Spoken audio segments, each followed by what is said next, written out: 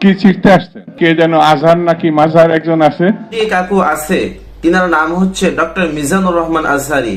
কাকু বলেন তো তিনি কি করছে? আগে ওরা খাইছে এখন এরা খেতেছে না, কি বলছে না? একদল খাইছে আরেকদল খাওয়ার জন্য রেডি হয়ে আছে। কাকু মিজানুর রহমান আজহারি হুজুর কি ভুল বলছে বলেন তো? আপনারা খাচ্ছেনই তো, বাজার ঘাট দোকানপাট থেকে তো খাচ্ছেন, এখন মাদ্রাসা মসজিদও ছাড় দিচ্ছেন না। দর্শক, তার বাস্তব প্রমাণ হিসেবে আমি আপনাদেরকে একটা ভিডিও দেখাবো, সাথে সাথে এই কাকু ভিডিওটি আপনারা দেখতে পাবেন এবং এই কাকু কিভাবে মিজানুর রহমান আজহারি হুজুরকে কটাক্ষ করছে সেটাও আপনারা দেখতে পারবেন এবং এই কাকুকে নিয়ে আপনার কি মতামত অবশ্যই কমেন্ট করে জানাবেন। চলুন দর্শক, আমরা দেখে আসি জনপ্রিয় বক্তা সোহেব হুজুরের মাদ্রাসা থেকে কিভাবে চাঁদাবাজি করছে এই বিএনপির লোকেরা। মেহেরবানি করে আপনাদের কাছে আমি একটা অনুরোধ করছি, আমি আপনাদের দিনী ভাই হিসাবে একটা অনুরোধ করছি, আপনারা আমার লাইভটা সর্বোচ্চ আজকে শেয়ার করবেন, সর্বোচ্চ শেয়ার করবেন আমার লাইভটি। এটা আপনাদের কাছে আমার অনুরোধ। আমি একটা বিশাল ঝামেলার মধ্যে পড়ে আপনাদেরকে আমি লাইভটা দিছি। আপনারা একটু দেখেন আমরা কোন দেশে বসবাস করতেছি। আপনারা দেখেন যারা মানুষের সামনে এসে বলে সাধু সাজে, আমি তাদের মুখোশটা উন্মোচন করার জন্য আজকে লাইভটা দিছি। আমার হবিগঞ্জ জেলার মাতুবপুর থানার শাহজাহানপুর ইউনিয়ন এটা এতার এগিয়ে গেছেন শাহজাহানপুর ইউনিয়ন। এখানে আপনি দেখেন আমার একটা প্রতিষ্ঠান, আপনারা জানেন যারা আমার পেজটিতে আছেন। আমি আবারও বলছি, অনেকে কমেন্টস করতেছেন, ভাই কমেন্টস করার আগে ভিডিওটা শেয়ার করেন, অত্যন্ত গুরুত্বপূর্ণ ভিডিওটা শেয়ার করেন। আপনাদের কাছে আমি অনুরোধ করছি লাইভের শুরুতে ভিডিওটা শেয়ার করেন। কিছু মানুষের মুখোশ উন্মোচন করা খুবই দরকার, এজন্য আমি লাইভটা দিচ্ছি। দেখেন আমার মাদ্রাসাটা আমি কতটুক যুদ্ধ করে এই মাদ্রাসাটা করছি আপনাদের জানার বাকি নাই। এই মাদ্রাসা করতে গিয়ে আমি বহু যুদ্ধ এবং মানে 15 দিন 1 মাস পর্যন্ত আমি সংগ্রাম করে এলাকাবাসী নিয়ে আমি মাদ্রাসাটা আমি করছি। এখন এই মাদ্রাসার মাটির প্রয়োজন, আজকে আমরা অনেকদিন ধরে মাটির প্রয়োজন। আমি আমার সামনে মাহফিল আসতেছে, মাটি পালাবো, এই জন্য আমি গতকালকে একজন আমারে মাদ্রাসার জন্য মাটি দিছে। এক ভাই বলছে যে আমার জমির থেকে আপনি মাটি আনেন, আমি আপনার মাদ্রাসায় মাটি দান করছি, আপনি মাটি ফালান। এখন আমার প্রশ্ন হলো, একজনে আমার মাদ্রাসায় দান করছে মাটি, সেই মাটি আমার মাদ্রাসায় ফালাবো, এখানে আমি চাঁদা দিতে হবে কেন? এখানে আমি কেন চাঁদা দিতে হবে? চাঁদার জন্য আপনারা দেখেন, চাঁদার জন্য আমার গাড়িটারে আটকায়ত রাখছে। এখানে আমার মাদ্রাসার মাটি নিতে দিতেছে না। এই দেখেন আমার গাড়ি আটকায় রাখছে তারা, আমার গাড়িতে মাল নিতে দিতেছে না। এরপরে এখানে আপনারা একটু দেখেন, আশ্চর্য বিষয় হলো একটা প্রতিষ্ঠান, মানুষ যেখান থেকেই হোক, মানুষ প্রতিষ্ঠানের প্রতি একটা দরদ থাকে, একটা মায়া থাকে, আসে না।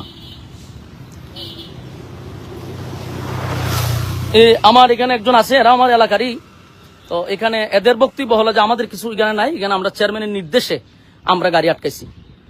এরা আমার গাড়ি আটকায় রাখছে, এটা হলো তাদের বক্তব্য, হলো আমরা চেয়ারম্যানের নির্দেশ আটকায় রাখছি। তো এদের সাথে তো আমার আর কথা বলে লাভ নাই, কারণ এরা নিরুপায়। চেয়ারম্যানের আদেশ রক্ষা করতে গিয়ে আমার গাড়ি আটকায় রাখছে। মাদ্রাসার মাটি ফালাবো আমি, আমার একজনের মাদ্রাসার মাটি দান করছে। এখন আমরা তো বিভিন্ন জায়গার থেকে, রাস্তাঘাট থেকে চাঁদা নেই, চাঁদাবাজি, তারপরে বিভিন্নভাবে আপনার বিভিন্ন জায়গার থেকে চাঁদাবাজি হচ্ছে, বাজার আট থেকে যেখান থেকে পারে এখান থেকে এখন ধুম ধারাক্কা চাঁদাবাজি চলতেছে। এখন আমি বাংলাদেশের একটা বড় দলকে বলছি যে আপনাদের এগুলা বিষয়গুলো অবগত থাকা দরকার। আরে ভাই, তুই খাস বিভিন্ন জায়গার থেকে, অসুবিধা একটা মাদ্রাসার থেকে তো আমাদের এই জিনিসগুলো বোঝা দরকার। উনি আমার মাদ্রাসার মাটিটা আটকায় রেখে দিছে। আমি ওনারে ফোন দিছি, আমি ওনারে ফোন দেওয়ার পরে কিন্তু লাইভে আসছে। ওনারে আমি কয়েকবার ফোন দিছি, উনি আমার ফোনটা ধরে বলছে যে তোমার সাথে তো আগেরও কথা হয়েছিল, তুমি টাকা পয়সা দিলা না কেন? অথচ আগে একবার মাদ্রাসার মাটি ফালাইতে ওনাকে আমি 20,000 টাকা চাঁদা দিছি। উনার নিজস্ব লোকেরা আমার কাছ থেকে এই চাঁদার টাকা নিছে, আমার কাছে প্রমাণ আছে, ডকুমেন্টস আছে, উনি যে আমার কাছ থেকে চাঁদা নিছে এটার ভিডিও ক্লিপ আমার কাছে আছে। এখন উনি আবার চাঁদার জন্য আমার গাড়িটা আটকায় রেখে দিছে। কারণ আমি দেশবাসীর কাছে বলবো, মাতুবপুর থানার যারা আছেন তাদের কাছে আমি বলবো যে আপনারা দায়িত্ব পালন করতেছেন, যে কোনো প্রতিষ্ঠানও কি তারা মানবে না?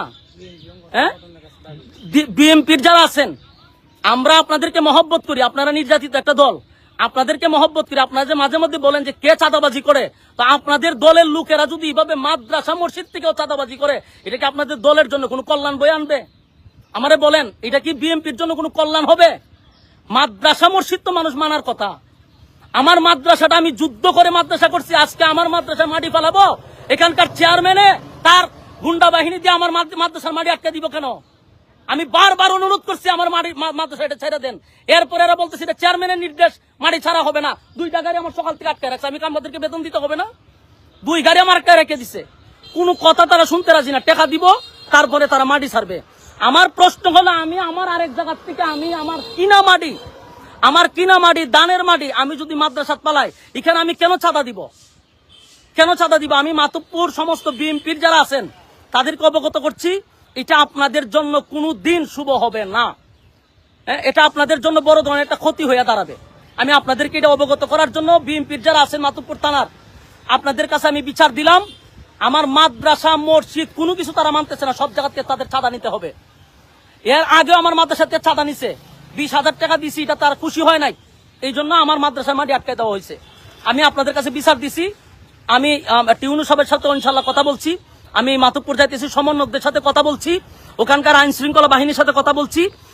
আমার তারা আশ্বস্ত দিছে যে আপনি আসেন, এটা আমরা দেখতেছি। তো আমি বিষয়গুলো আপনাদেরকে জানাইছি। মেহেরবানি করে আপনারা ভিডিওটা সর্বোচ্চ শেয়ার করবেন, তাদের মুখোশটা উন্মোচন করা দরকার। আমার ক্ষতি করতে পারে তারা, এই লাইভের পরে আমার ক্ষতি করতে পারে। আমি দেশবাসীকে আবারও বলছি, এই চেয়ারম্যান আমার ক্ষতি করতে পারে। আমার যদি কোনো ধরনের ক্ষতি হয়, বুঝবেন এরা জড়িত। আমার পান্নাসির ভয় আছে, আমার যে কোনো সময় তারা আমার হামলা করতে পারে, আমার প্রাণের উপরে তারা হামলা করতে পারে। শাহজাহানপুর পারভেজ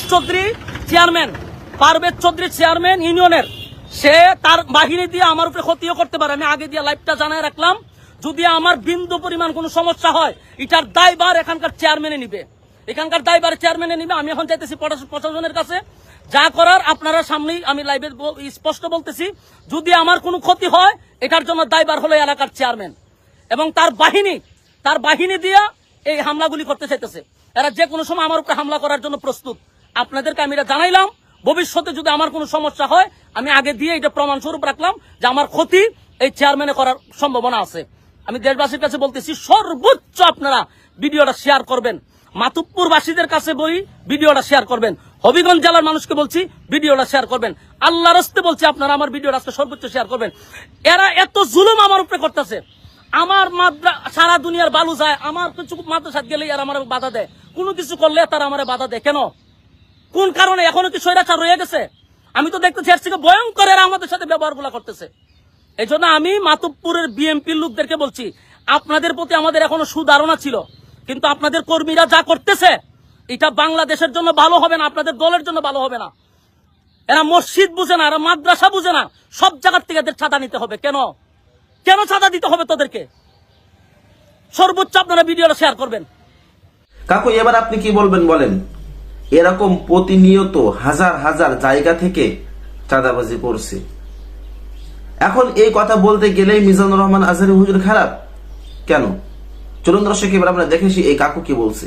আমি ভোট করতে পারলাম না, তাহলে কি ছিটছেন আপনার ক্ষমতায় বসে? কোন দলকে নির্বাচিত করা মানে ক্ষমতায় বসানোর জন্য আমরা আসি না, কি ছিটতে আসছেন? কে যেন আজহার নাকি মাজার একজন আছে, আগে ওরা খাইছে, এখন এরা খেতেছে না, কি বলছে না? আইরে রাজনীতি করবেন স্বনামে আসে, আড়াই লাখ লেগে রাজনীতি করেন, জামাতে জয়েন করেন, আপত্তি নেই তো, অন্য একটা দলে জয়েন করেন। আপনাদের জন্মেরও অনেক আগে বিএনপি 3-4 বার ক্ষমতায় আসছে, আবার আরেকজন আছে সে ছাত্রলীগ থেকে আসে, এখন তো ভাই সেখানে আপনি ফিরতে পারবেন না।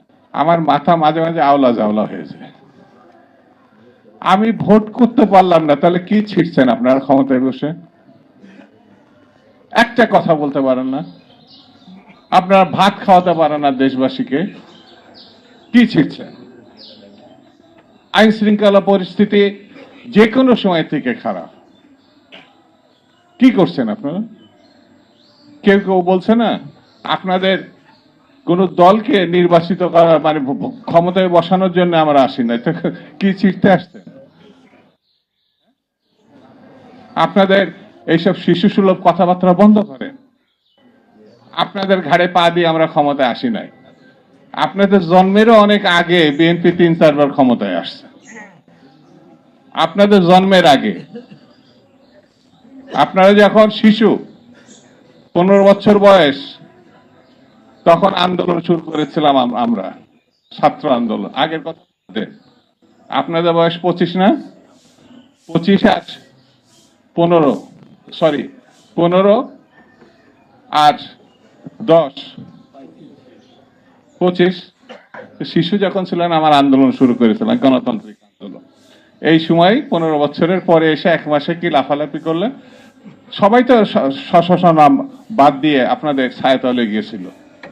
বৈষম্য বিরোধী ছাত্র আন্দোলন গিয়েছিল না? ছাত্রদল নেয় নাই, ছাত্র ইউনিয়ন নাম নেয় নাই।